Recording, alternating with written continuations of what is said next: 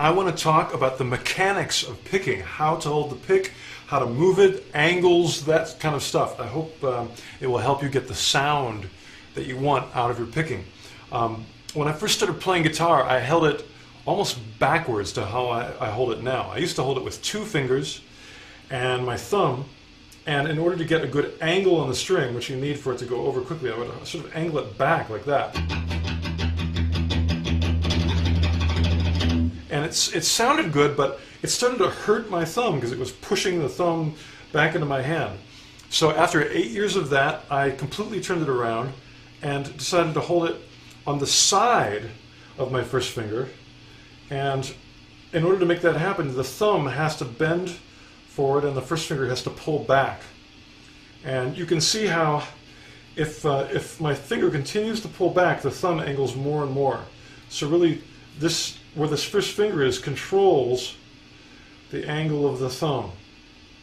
And all that matters because it changes the sound of the string and that kind of cello-y, brushy kind of sound. And that's what I like. I like that kind of cello-y, swoosh, swoosh, swoosh kind of sound.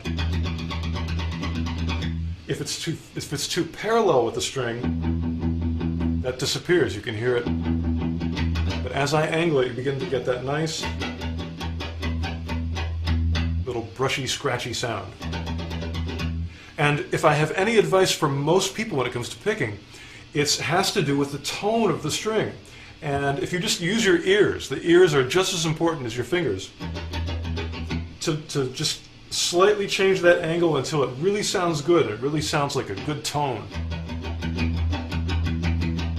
Then even when you put distortion on, it'll still sound like a cool cello. You know?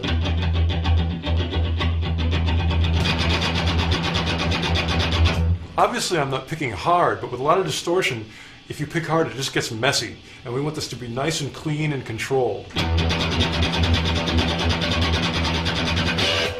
The next thing is to be able to control your accents. You know, be able to hit hard or even hit a harmonic, a pick harmonic, once in a while. To give you an example, you might want to hit where the snare hits in a rock, you know, heavy metal double bass drum beat that's going like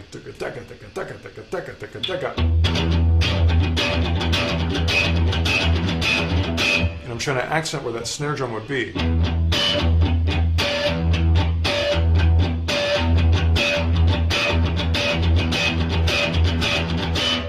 Now the motions that make that happen are really small, and I can try to explain them, but I think the best thing I can say is to use your ears and just to move that pick back and forth a little bit using your first finger and the angle of your thumb to make sure that the sound is good.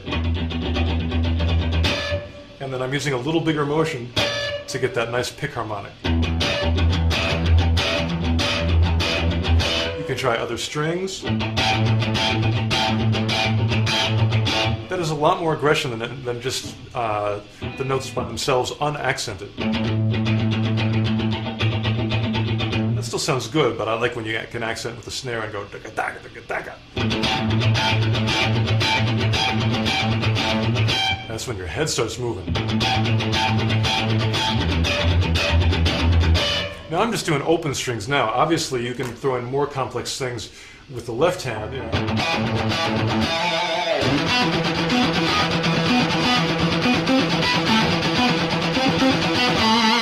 It's all alternate picking. And I really do prefer alternate picking for faster things to any other kind. Alternate picking is just doing a downstroke and then an upstroke and continuing that in that fashion, just back and forth. Sometimes there's more efficient ways of picking, but they break up the groove of just that back and forth kind of sound. And also with alternate, I can get bigger motions, and although bigger motions aren't as efficient, they're bigger, and bigger sounds louder and more rock and better. And I like big and rock and louder. And so even for fast things like this, I like alternate picking. Let me slow that down real quick because it's a really good picking exercise if you haven't worked on a lot of this before.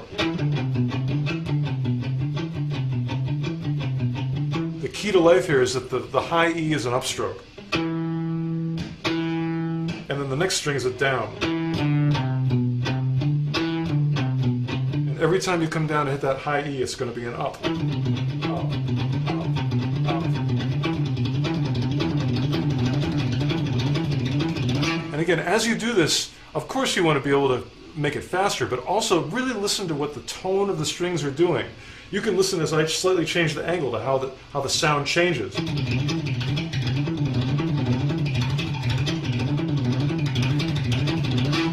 And especially when you start adding distortion, that little, the little scratchy sound really sounds good.